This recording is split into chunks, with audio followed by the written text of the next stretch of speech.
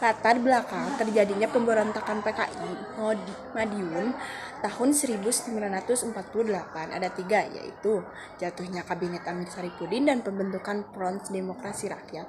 2. Kritik terhadap kebijakan Kabinet Hatta. Yang ketiga, kedatangan musuh dari Uni Soviet.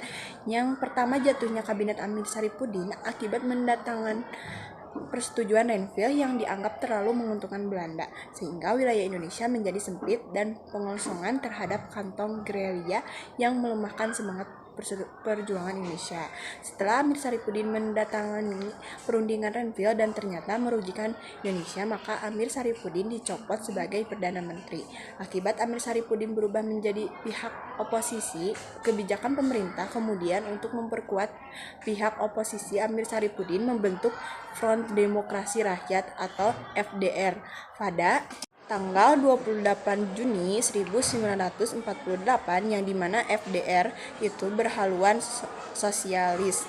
FDR didukung oleh organisasi komunis seperti Partai Sosialis Pemuda Sosialis Indonesia (PKI) dan Sentral Organisasi Buruh Seluruh Indonesia atau SOBSIS.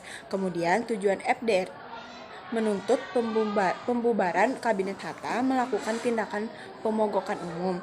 Kabinet Hatta adalah pengganti Kabinet Amir Saripudin. Penyebab Amir Saripudin melakukan kritik terhadap kebijakan Kabinet Hatta adalah tidak ada perwakilan dari golongan komunis dalam Kabinet Hatta. Pelaksanaan persetujuan Renville, yang dimana dalam perjanjian Renville agak ironis karena Amir Saripudin yang mendatanginya tidak setuju dengan pelaksanaan perundingan Renville dan pelaksanaan program reorganisasi dan reorganisasi dan rasionalisasi angkatan perang, yaitu pengurangan jumlah angkatan perang yang menghemat anggaran pemerintah.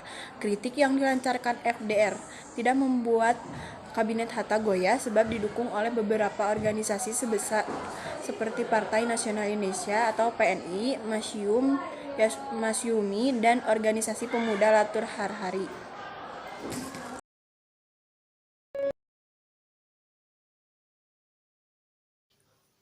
Musso adalah tokoh komunis Indonesia yang terlibat dalam pembentukan PKI tahun 1926.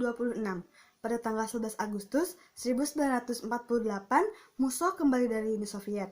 Kedatangan Musso membuat pemikiran yang disebut Jalan Baru. Musso menginginkan agar dibentuknya kerjasama yang dipimpin kaum sosialis dan komunis untuk menentang politik penjajahan. Oleh sebab itu, organisasi sosialis dan komunis melebur dalam PKI termasuk FDR. Strategi pemberontakan PKI dan FDR. Pertama, akan menarik pasukan komunis yang tergabung dalam TNI dari garis depan. Kedua, memindahkan pasukan komunis ke daerah-daerah yang strategis.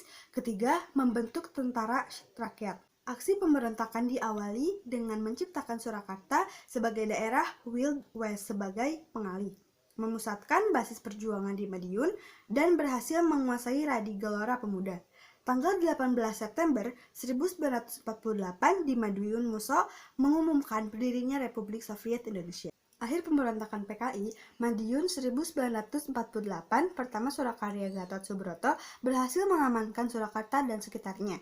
Kedua, penyerangan Madiun yang dipimpin oleh Kolonel Sadikin dan Kolonel Sungkono, selain unsur TNI, unsur Polri pun ikut terlibat dalam upaya penumpasan PKI Madiun. Ketiga, tanggal 30 September 1948, Madiun berhasil direbut oleh TNI. Dalam pelariannya, Musso tewas ditembak di Ponorogo dan Amir Saripudin tertangkap di Purwodadi.